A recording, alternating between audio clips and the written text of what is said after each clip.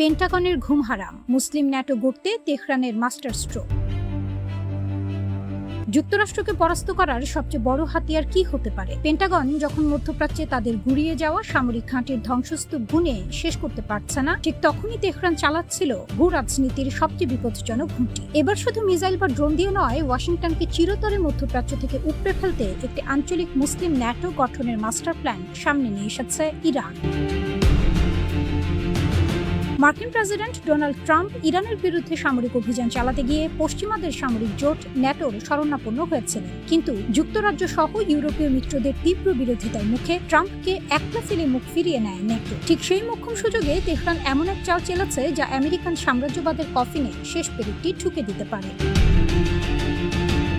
নতুন জোটে কারা? তুর্কি প্রতিরক্ষা মন্ত্রীর ঐতিহাসিক ফোন আলাপ। ইরান ভিত্তিক বার্তা সংস্থা মেহে নিউজ এজেন্সির প্রতিবেদনে যে বিস্ফোরক তথ্য উঠে এসেছে তা শুনে ওয়াশিংটনের সেনাকর্তাদের ঘাম ছুটতে বাধ্য। ইরানের ভারপ্রাপ্ত প্রতিরক্ষামন্ত্রী মাজিদ ইবনে রেজা সরাসরি টেলিফোনে আলাপ করেছেন তুরস্কের প্রতিরক্ষামন্ত্রী ইয়াসার গুলারের সাথে। ইবনে রেজা অত্যন্ত পরিষ্কার ভাষায় জানিয়েছেন, আঞ্চলিক নিরাপত্তা কোনো বিদেশি শক্তির দয়ার দান হতে পারে না। যুক্তরাষ্ট্রের মতো আগ্রাসী শত্রু কোনোদিন মধ্যপ্রাচ্যে শান্তি আনতে পারবে না।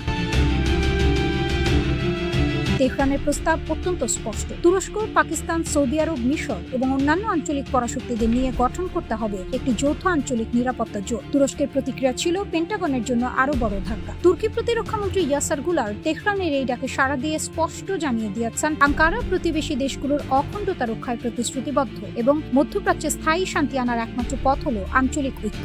সন্ত্রাসবাদ দমন ও নিরাপত্তার প্রয়োজনে ইরানের সাথে কাঁধে কাঁধ মিলিয়ে কাজ করতে সম্পূর্ণ প্রস্তুত রিসেপ তাইয়েব এরদোয়ানের তুরস্ক।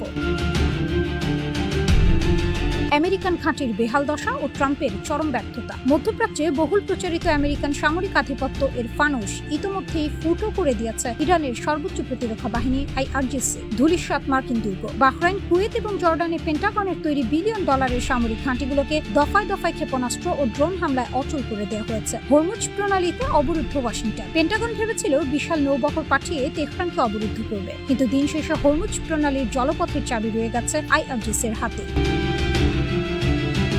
ন্যাটোর হাত গুটিয়ে নেয়া। ট্রাম্প যখন ইউরোপীয় মিত্রদের ন্যাটোর পতাকা তলে এনে ইরানের বিরুদ্ধে যুদ্ধে নামতে চেয়েছিলেন, তখন ওয়াশিংটনের রক্তচক্ষুকে বুড়ো আঙুল দেখিয়ে পিছু হটাচ্ছে লন্ডন ও ব্রাসেলস। এখন মধ্যপ্রাচ্যে আমেরিকান সেন্ট্রাল কমান্ড এর মূল ভিত্তিটাই চুরমার হয়ে গেছে। ভবিষ্যতে যদি পেন্টাগন নতুন করে শক্তি প্রয়োগের দুঃসাহস দেখাতেও চায়, তাদের রসদ ও ঘাঁটি রক্ষা করাই অসম্ভব হয়ে দাঁড়াবে। পাকিস্তান, মিশর, সৌদি আরব মুসলিম বিশ্বের ক্ষমতার নতুন মেরুকরণ। যদি তুরস্কের সুবিশাল সামরিক সক্ষমতা, পাকিস্তানের পারমাণবিক শক্তি এবং সৌদি আরব ও মিশরের কৌশলগত অবস্থান ইরানের সাথে এক সুতোয় গাঁথা যায়, তবে মধ্যপ্রাচ্যে কোনো বিদেশি পরাশক্তির হস্তক্ষেপের সুযোগ চিরতরে বন্ধ হয়ে যাবে। বিশ্লেষকরা বলছেন, ন্যাটো যেভাবে ইউরোপে সুরক্ষা দেওয়ার নামে নিজেদের আধিপত্য বজায় রেখেছে, সেভাবে আমেরিকা বারবার মধ্যপ্রাচ্যকে যুদ্ধের আগুনে ঠেলে দিয়েছে। ইরান এখন আঞ্চলিক দেশগুলোকে অনুধাবন করাতে সক্ষম হয়েছে যে আমেরিকান আস্তানার উপস্থিতি তাদের জন্য নিরাপত্তা নয়, বরং ধ্বংসের কারণ।